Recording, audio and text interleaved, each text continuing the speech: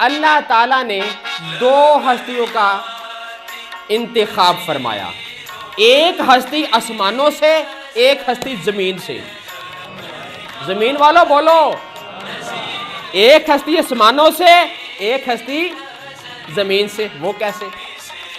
آسمانوں سے جبرائیل کو چنا اور تصدیق کے لیے حضرت صدیق کو چنا۔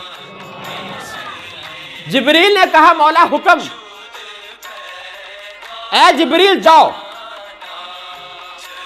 محبوب کو لے کے آؤ۔ مولا ٹھیک۔ پہلے ان کے گھر جانا ہے، مولا ٹھیک۔ پھر حتیم کعبہ میں لانا ہے، مولا ٹھیک۔ پھر وہاں سے اقصیٰ میں جانا ہے، مولا ٹھیک۔ پھر سدرہ پہ آنا ہے، مولا ٹھیک۔ اگے میں جانا تو میرا محبوب جانے۔ مزہ آیا کہ نہیں؟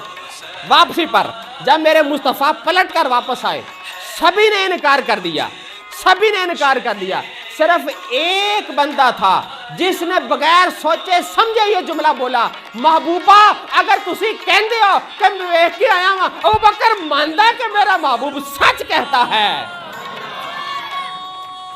اب میں نتیجہ دینے لگا ہوں، ایک بندہ چنا آسمانوں سے، ایک بندہ چنا زمینوں سے، اس نے بھی انکار نہیں کیا، اس نے بھی انکار نہیں کیا۔